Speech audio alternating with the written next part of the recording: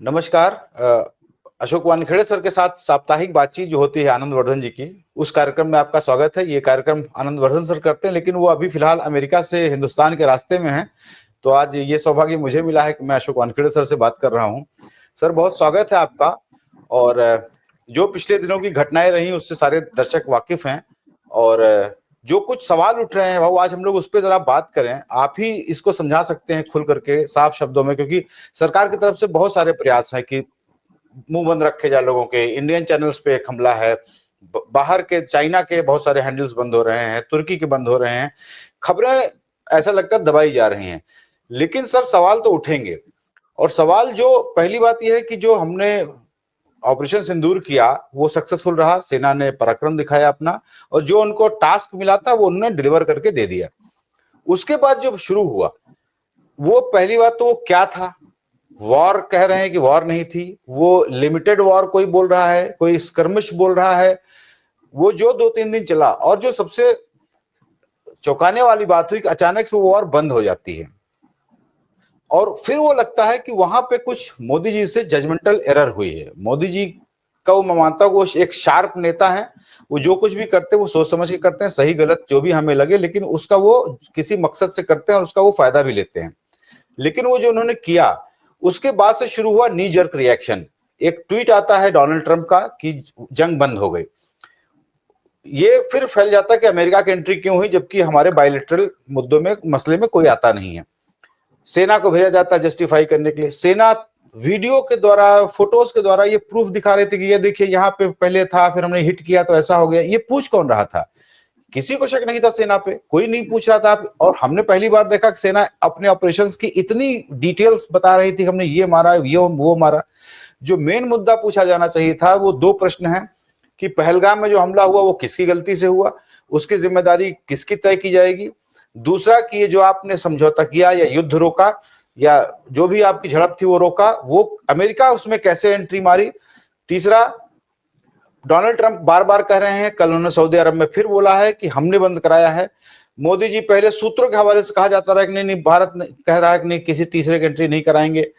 कोई भी आदमी नाम लेकर के नहीं कह रहा है कि डोनाल्ड ट्रंप को ये बात बंद कर देनी चाहिए, और उनसे बात करें कि आप ये बार बार क्यों क्लेम कर रहे हैं कि आपने कराई है, और अगर ये नहीं है तो। लेकिन ऐसा लगता है कि वो बात डोनाल्ड ट्रंप की भारी पड़ती जा रही है। तो भाऊ, मैं जरा समझना चाहता हूं इस पे कि ये जो डोनाल्ड ट्रंप कर रहे हैं ये क्या कर रहे हैं, और मोदी जी जो चुप बैठ गए हैं वो क्यों बैठ गए हैं? इस पे जरा हमें समझाएं भाऊ। ज्ञानेश जी, धन्यवाद बहुत बहुत। ये मेरा भी सौभाग्य है कि आज मैं आपके साथ हूँ। अनिल भैया के साथ तो हमेशा ही होता हूँ, लेकिन मैं आपके भी प्रोग्राम देखता हूँ, मैंने कई प्रोग्राम देखे। और आप ऐसा ना कहे कि मैं बहुत बड़ा पत्रकार हूँ। एक विश्लेषक के तौर पे जहाँ खुल के बात करने का चांस मिलता है, और मुझे गर्व है पब्लिक अपने इस पे कि यहाँ पे मैं कम से कम कभी पब्लिक इंडिया पे, तो यहाँ पे कभी मैं रोका नहीं गया। दिल की बात मैंने की, और कोई मेरा कभी एडिट भी नहीं हुआ। उसके लिए उनको कई बार मेरे वजह से तकलीफ भी आई है। मैं जानता हूँ व्यक्तिगत संबंध होते हैं, लोग व्यक्तिगत संबंध और प्रोफेशनल लाइफ में डिफरेंस नहीं करते, लेकिन ये इसलिए मैं आपके प्लेटफॉर्म पे जब आता हूँ तो बड़ा लगता है कि मैं अपने घर पे हूँ और बात कर रहा हूँ। ये तो होगी अपनी बात। लेकिन जो सबसे पहला सवाल आपने उठाया था वही सवाल अहम है कि पहलगाम हुआ कैसे। जब पहलगाम हुआ तो मेरा पहला स्टेटमेंट था कि ये पुलवामा 2 है, क्योंकि पहलगाम का इंटेल था, इंटेलिजेंस इनपुट था कि कुछ गड़बड़ होने वाली है। कॉम्बिंग ऑपरेशन चला 22 तारीख तक। 22 तारीख को कॉम्बिंग ऑपरेशन रुका और 22 तारीख को ही ये हमला हुआ। इसी बीच एक सवाल और उठता है, प्रधानमंत्री का उसी क्षेत्र में एक कार्यक्रम था रेलवे का 19 तारीख का, वो बंद हो गया, एकाएक कैंसिल हो गया। वो 26 को होना था। वो 26 को होना था। हाँ, वो 19 को होने वाला, पहले जी। कर दिया, और वो 19 का भी कैंसिल हो गया। तो कैंसिल क्यों हुआ, सवाल ये था।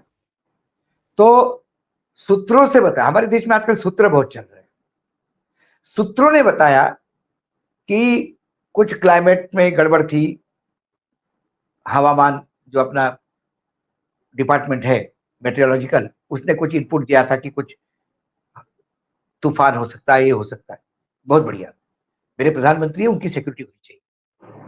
लेकिन फिर जब ऐसी आपदा होती है तो एक एडवाइजरी जारी कर दी जाती है सभी के लिए, सैलानियों के लिए, क्योंकि उस क्षेत्र में सैलानी भी जाते हैं और समय समर का सीजन है, जम्मू कश्मीर में लोग अब नहीं जाएंगे तो कब जाएंगे।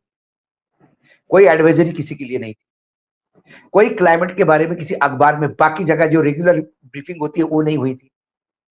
प्रधानमंत्री का कार्यक्रम कैंसिल हुआ, अभी तक ऑफिशियली कोई नहीं कहता है क्यों हुआ, सिर्फ ये हो गया कि कैंसिल हो गया, हम उस पर भी डाउट नहीं होते। 22 तारीख को ये हुआ, वहां कोई सिक्योरिटी नहीं था, एक ढेले भर का पुलिस का कोई आदमी नहीं, आर्मी का और सीआईएसएफ पैरामिलिट्री फोर्स तो छोड़ दीजिए। मेरे एक मित्र है अशोक भटनागर जी, पत्रकार है भोपाल में, उनकी बेटी हमारी भतीजी दीपाली एक दिन पहले 21 तारीख को वहां थी,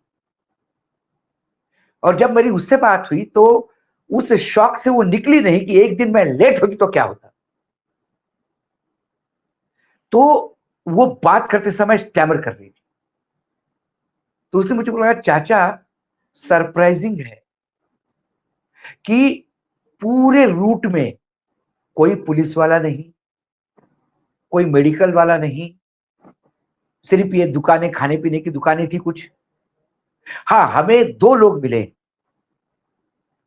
जिन्होंने हमको रोक के पूछा कोई तकलीफ तो नहीं, तो हमने पूछा आप कौन, तो बताया कि हम टूरिस्ट डिपार्टमेंट के लोग हैं जम्मू कश्मीर।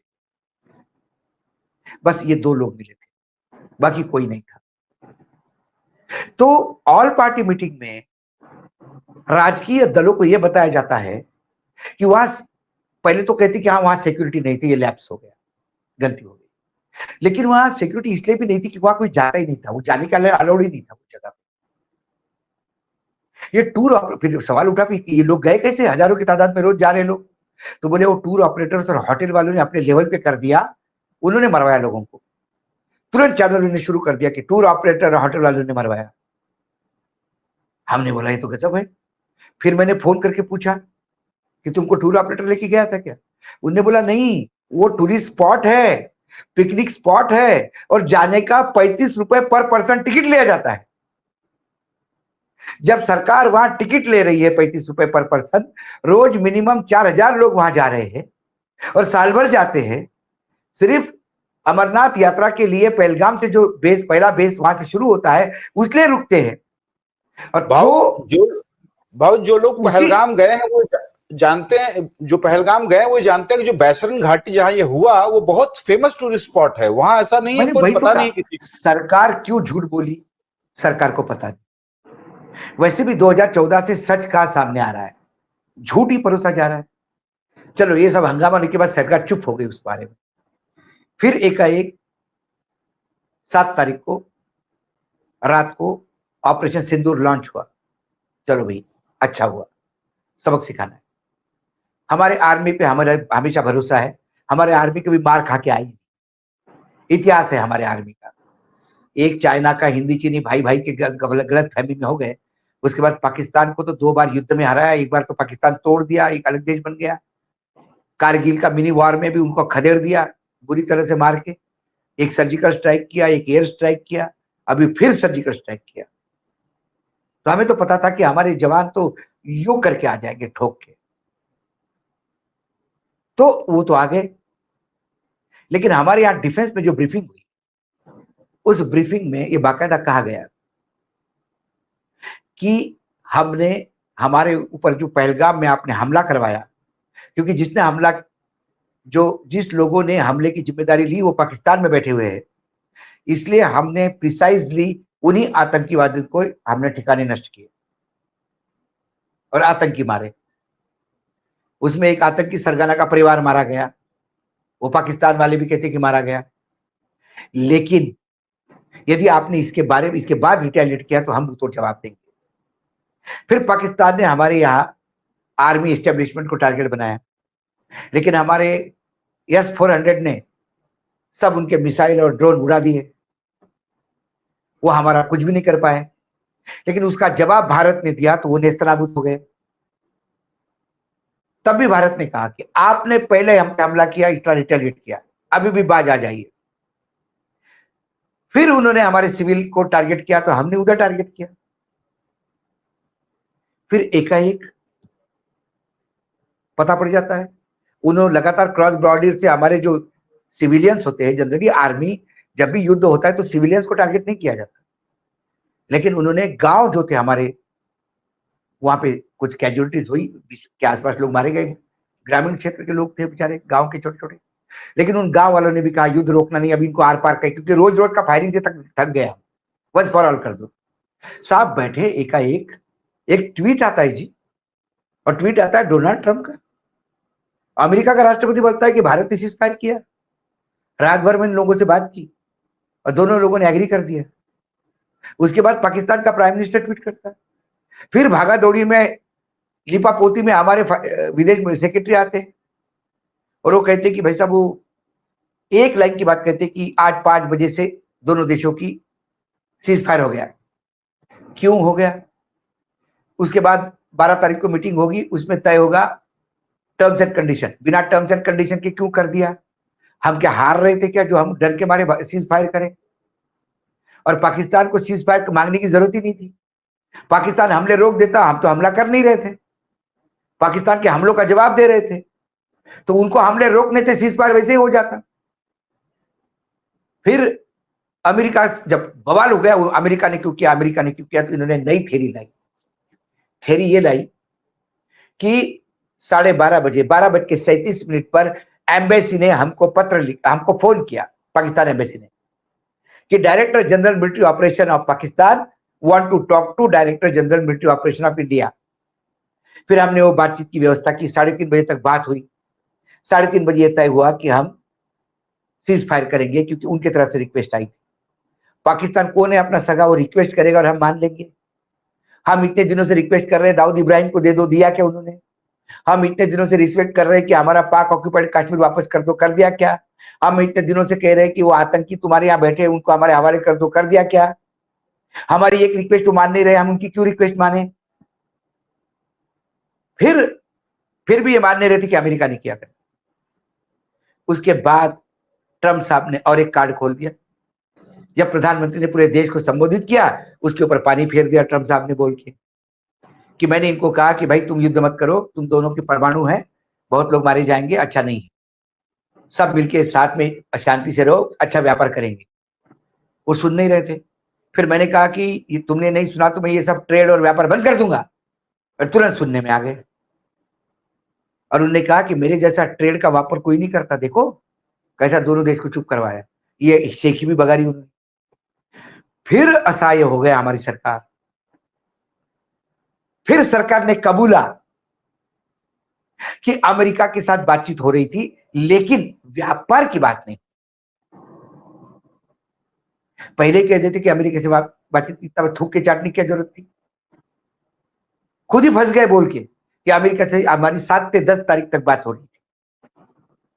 ठीक है भाई, व्यापार की बात हम डोनाल्ड ट्रंप को नहीं मानते, हमारे प्रधानमंत्री को ही मानेंगे। उसके बाद डोनाल्ड ट्रंप ने कल फिर बोला सऊदी अरब में कि मैंने किसी व्यापार की धमकी देके इनको लाइन पे लाया।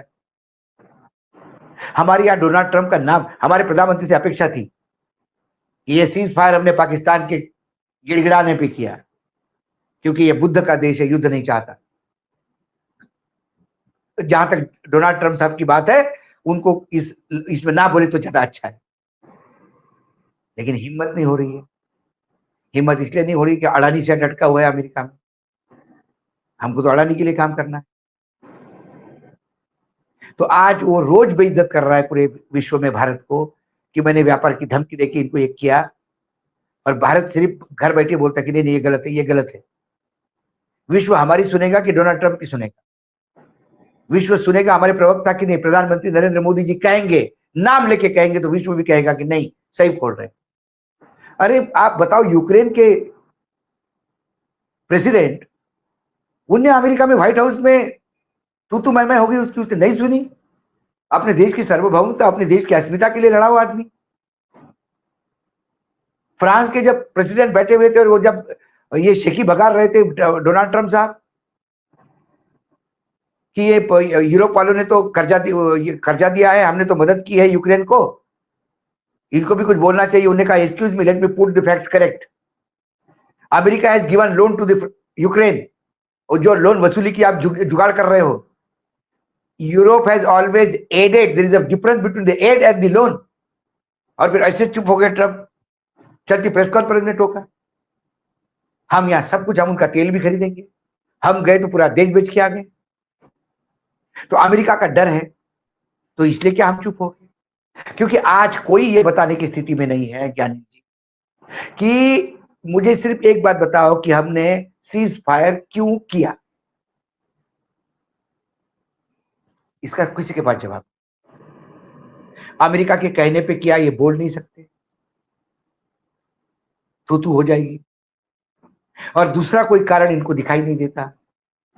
ये जो कारण बता रहे कि पाकिस्तान ने रिक्वेस्ट की और हमने मान लिया, तो एक रिक्वेस्ट पाकिस्तान को भी करो कि पाक ऑक्युपाइड कश्मीर छोड़ दे, तो वो भी मान लेगा।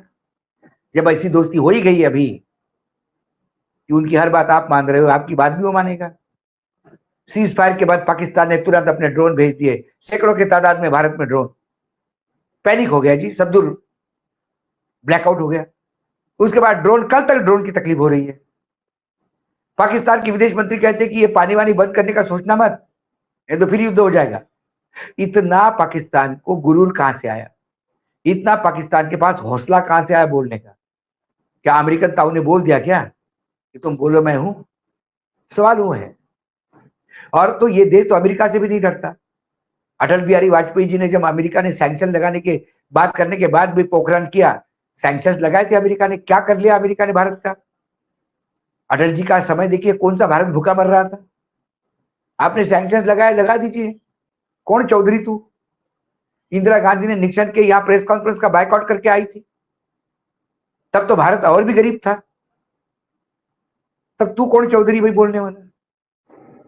और जो हमारा ट्रेडिशनल पार्टनर था, जो हमेशा रशिया हर ऐसे समय पे हमारे साथ खड़ा होता था, आपने उसका भी साथ छोड़ दिया। उसकी तरफ से भी एक स्टेटमेंट नहीं आया। हम अपने आप को विश्व गुरु कहते हैं, प्रधानमंत्री हर देश में जाके अपना सम्मान करवाते हैं, वहां का सर्वोच्च अवार्ड लेते हैं। वो देश भारत के लिए क्यों नहीं बोल रहा है? वो देश पाकिस्तान को क्यों अलग थलग नहीं कर रहा है? अमेरिका, जिन्होंने खुद भोगा, अमेरिका की नाक काटने वाला एक आतंकी, जिसने अमेरिका के नाक पे, मुंह पे थूक दिया, कालिक पोत दी ट्विन टावर उड़ा के, ओसामा बिन लादेन वो पाकिस्तान के धरती पे पनाह लेके बैठा हुआ था। ये अमेरिका ने वहां सर्जिकल स्ट्राइक करके उसको मारा। तो क्या अमेरिका को पता नहीं कि ये पनाह देने का जगह है, ये आतंकियों का गढ़ है? तो पाकिस्तान आतंकियों पे क्यों नहीं बात करती? बार बार कहते हम व्यापार करेंगे, व्यापार करेंगे। अरे व्यापार नहीं चाहिए तुमसे हमको। अमेरिका से व्यापार बंद हो गया तो बात, भारत भूखा नहीं मरेगा। अटल जी के टाइम पे भूखा नहीं मरा था। और पाकिस्तान तो भूखा मरेगा, हमने कुछ नहीं भेजा तो। पाकिस्तान से किस बात का डर व्यापार का?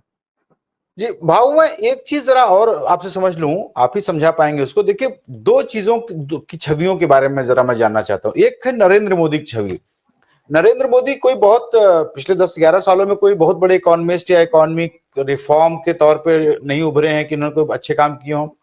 समस्याएं आप देख ही रहे हैं, महंगाई, बेरोजगारी। लेकिन उनकी जो एक जनता में उन्होंने अपनी छवि बना रखी थी कि मैं वर्ल्ड में पूरा धाक जमा दिया है मैंने, बहुत ही धाक है हमारी।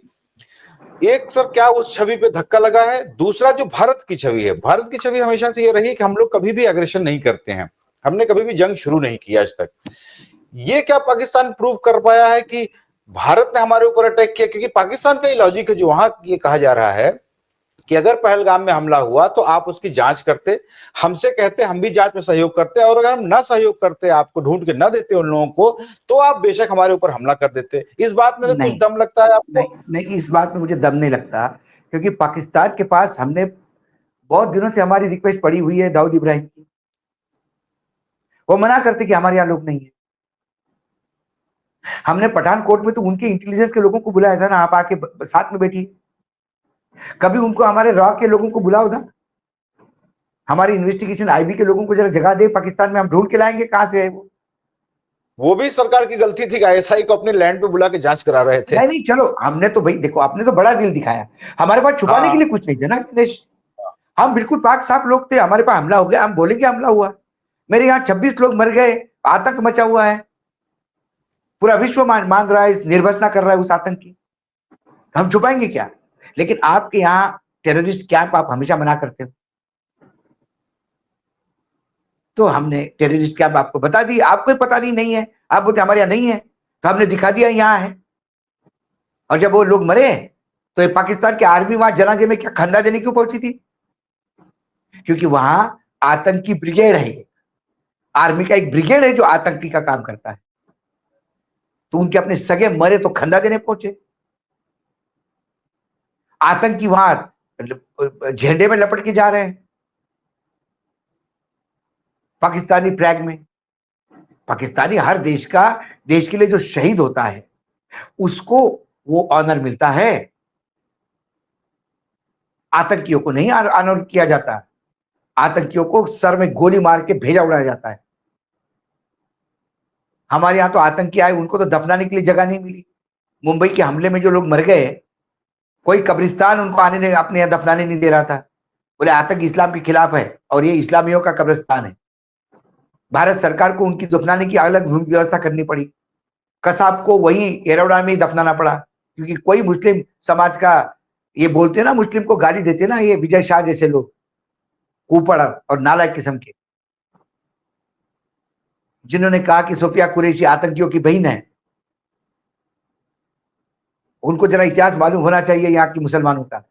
कसाब को किसी भी कब्रिस्तान में जगह नहीं मिली तो कसाब को वही सुपुर्दे खाक करना पड़ा तुम्हारे एरोडा में। भारत का परंपरा इतिहास है बहुत बढ़िया। इन चार चंद छिछोरे लोग राजनीति में इसको यदि गलत नाम दे रहे हैं तो इससे कोई गलत नाम नहीं होता। भारत एक संस्कृति प्रधान देश है, बहुत हमारी विरासत सैकड़ों हजारों साल की। एक राजनीतिक दल आके हिंदू मुसलमान कर देगा तो हो जाएगा क्या? तो मैं नरेंद्र मोदी की छवि पे कह रहा था। दूसरी बात, नहीं नरेंद्र मोदी जी की, देखिए मैं बड़ा हूं ये दूसरे ने कहना चाहिए। मैं मेरे घर में पत्नी से भी कहलवाऊं, बेटे से भी कहलवाऊं, पड़ोसी से भी कहलवाऊं, मेरे ड्राइवर से भी कहलवाऊं कि हमारे साहब बड़े हैं। यही चैनल जो है गोदी चैनल, यही मास्टर स्ट्रोक मानते हैं, सीज फायर मास्टर स्ट्रोक, हर जगह मास्टर स्ट्रोक। भाई अब ये चैनल बता ही नहीं पा रहे हैं जिन्होंने कराची में कब्जा करवा दिया था, इस्लामाबाद में सेना घुसवा दी थी, बता ही नहीं पा रहे अभी सीज फायर क्यों किया।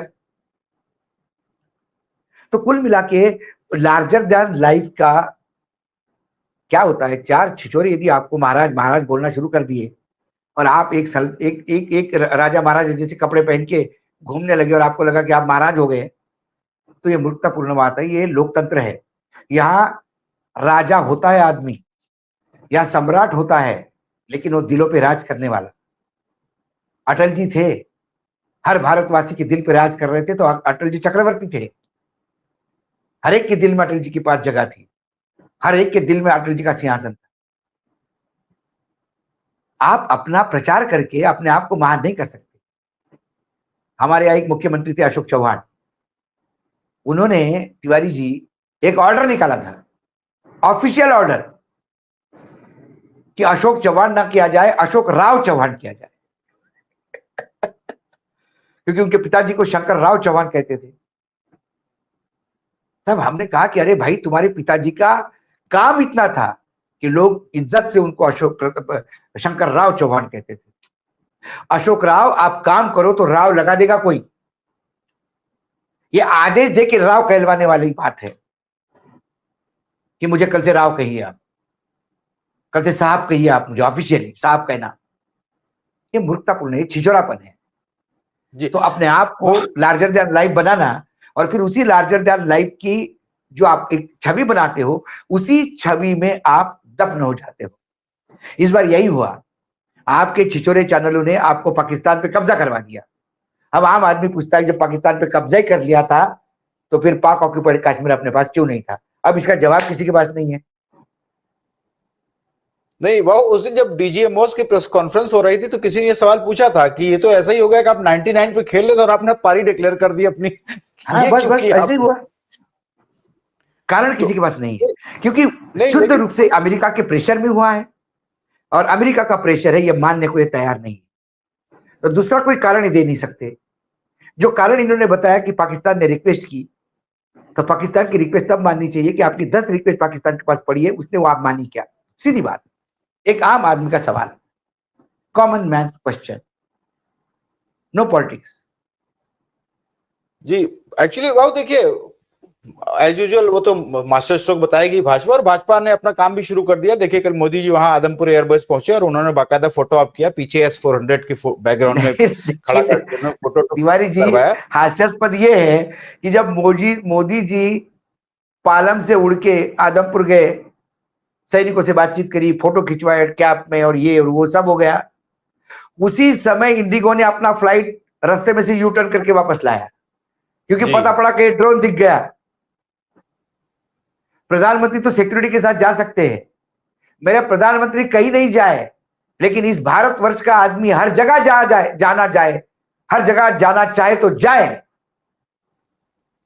वो सुरक्षा है। कि आज भी मैं जम्मू के एयरपोर्ट पे उतरूं तो सुरक्षा है। प्रधानमंत्री जम्मू उतरे तो तालियां बजाते हैं, हम जम्मू जाए तो प्लेन बीच में से वापस आता है। नहीं, एक खबर आई है ड्रोन की तो हम फटी फटी भाग आए इधर, डर के मारे। बहु एक बहुत गंभीर सवाल मेरे मन में आया अभी अभी, मुझे कल जब मैं शाम को कल रात को सोने जाने लगा, तो चूंकि इन्होंने ये कहा है कि ऑपरेशन सिंदूर अभी खत्म नहीं हुआ, अभी चल रहा है, और रोज शाम को कुछ खबरें आती कि ड्रोन दिख गए, ब्लैकआउट हो गया, और इन्होंने कहा कि आप तैयार रहिए, किसी भी दिन कुछ भी हो सकता है। ये जो एक अनसर्टेनिटी क्रिएट कर रखी है, मैं बता रहा हूं, कल रात को जब मैं सोने गया तो मैं शाम को सोशल मीडिया चलाना बंद कर देता हूं, फिर भी मेरे दिमाग में आया कि एक बार सोने से पहले चेक कर लूं कहीं कुछ हो तो नहीं रहा है। ये जो एक सेंस ऑफ इनसिक्योरिटी लोगों के मन में है कि किसी भी दिन कुछ भी चालू हो सकता है, ये क्या ऐसी हालत में हमें रखना चाहते हैं, या एक प्रधानमंत्री कहेगा नहीं जो हुआ खत्म हुआ, आप लोग चैन से रहिए, अब कुछ नहीं होगा, सीमाएं सुरक्षित हैं, हमारी जिम्मेदारी है, आप लोग, देश हमारा सुरक्षित है। ये जो अनसर्टेनिटी बनाकर रखी है, ये क्या है? ये अनसर्टेनिटी इसलिए है क्योंकि आपने सीज फायर किया अमेरिका के कहने से, उसके प्रेशर में सीज फायर का उल्लंघन किया पाकिस्तान ने, तुरंत सीज फायर के 3 घंटे बाद ड्रोन ही ड्रोन भारत में, उसी टाइम पे एक फुल फ्लेज अटैक हो जाता तो सीज फायर टूट जाता। हम सिर्फ ताऊ जी को फोन करके बोल सकते कि देखो इनको संभालो, ये फिर आपने तो कहा था कुछ नहीं करना है, लेकिन देखो ये अब कर रहे हैं, हम क्या करें अब, क्योंकि आपने एक को बाप बना के रखा है, तो अब बाप को आदेश लेना पड़ेगा। अब आपकी कहां चलेगी, अब अमेरिका तय करेगा हम क्या करें,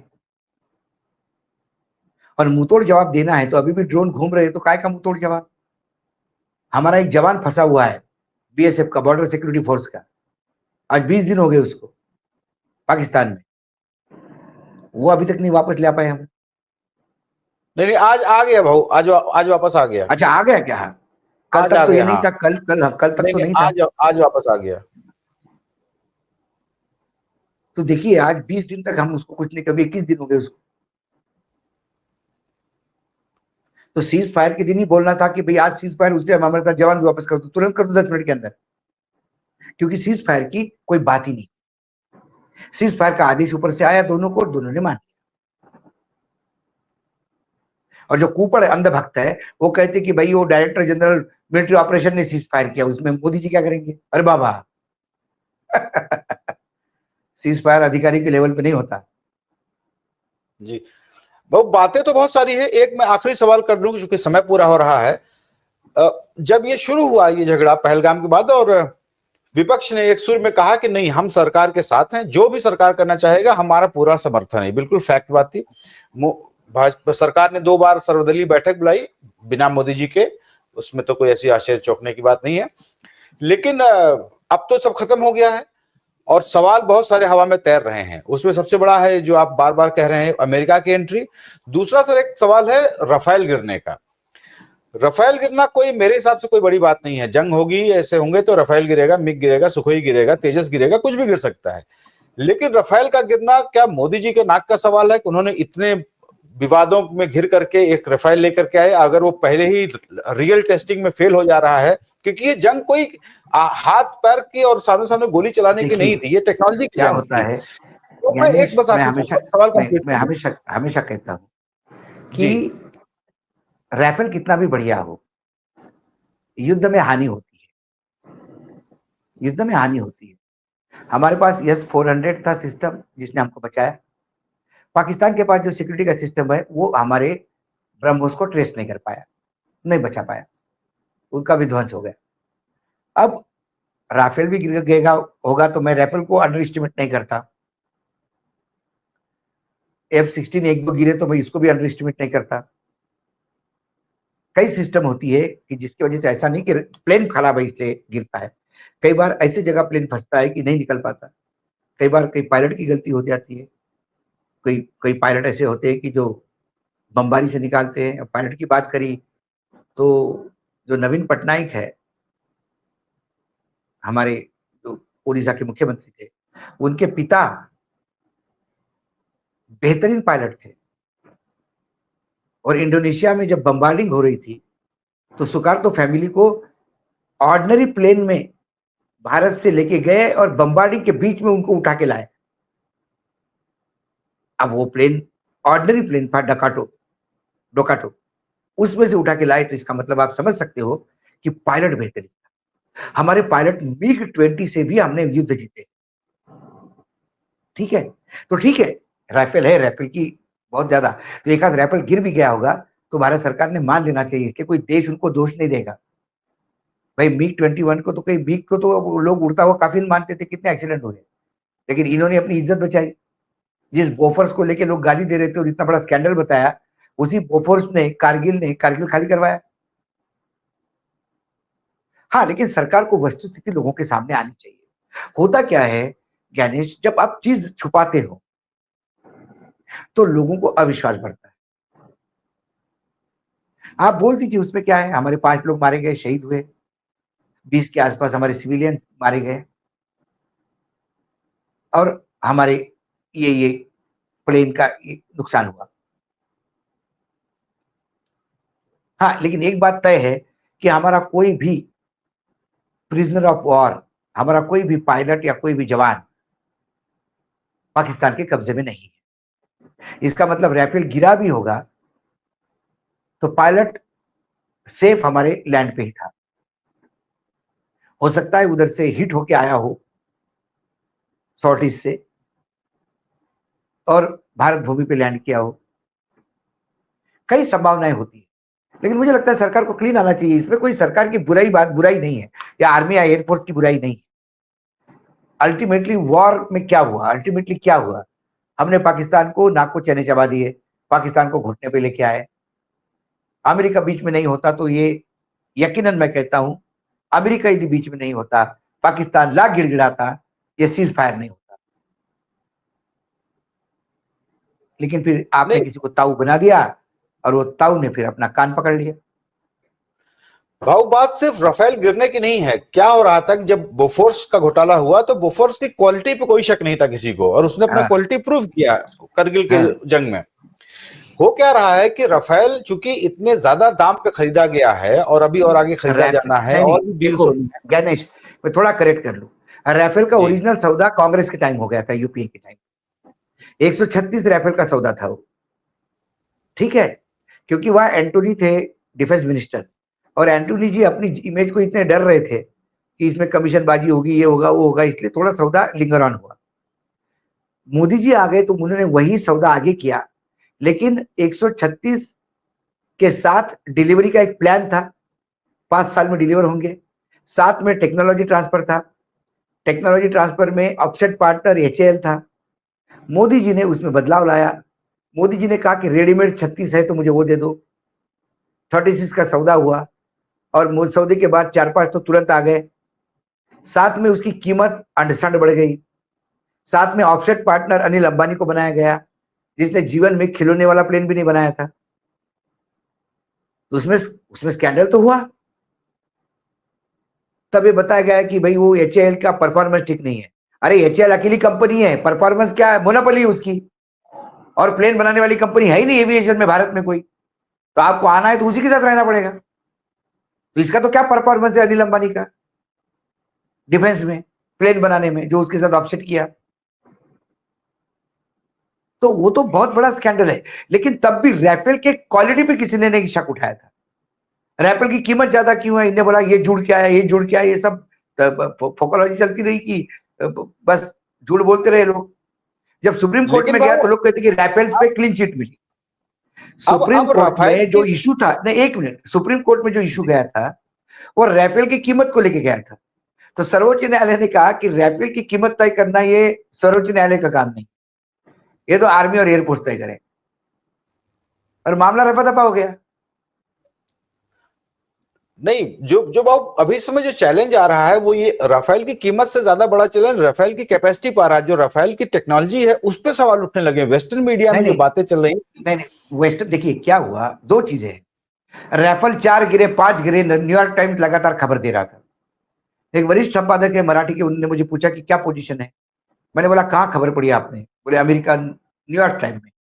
बोले न्यूयॉर्क टाइम्स तो राफेल को गिराएगा ही गिराएगा, क्योंकि उनको अपने F-16 बेचने। देखिए एविएशन में क्या है, यूरोप अमेरिका के साथ किसका कंपटीशन है? यूरोप का है ना, यूके का है, फ्रांस का है, रशिया का है, चाइना का है। तो हमेशा राफेल को, जो भी यूरोप की प्रोडक्ट है उनको बोलेंगे गलत है। लेकिन पाकिस्तान, जो अमेरिका जो हमको दे रहा था लेटेस्ट फ्लाइट की, लेटेस्ट इनोवेशन वाला है, उसको एलन मस्क ने कहा कि ये कबड़ा है, इसको मतलब ये कबड़ा बंद कर देना चाहिए, इसका प्रोडक्शन। 4 जगह क्रैश हुआ है वो। 35 ग्लिच हैं उसमें अभी भी। उसमें तो कई चीजें होती है। See no technology is perfect technology, ये तो मानिए आप। ये निरंतर उसमें बढ़ोतरी होती है। लेकिन जब राफेल खरीदा गया, that was the best, and Rafale has every time proved it is the best one. But during war आपके पास 150 राफेल है, उसमें से 2 गिर गए, तो आप बाकी ऐसा नहीं कर सकते कि राफेल का परफॉर्मेंस ही नहीं। फिर F-16 का क्या हाल हो गया पाकिस्तान के हाथ में जाके, अमेरिका को अभी अपनी अपनी इज्जत संभालना मुश्किल होगी।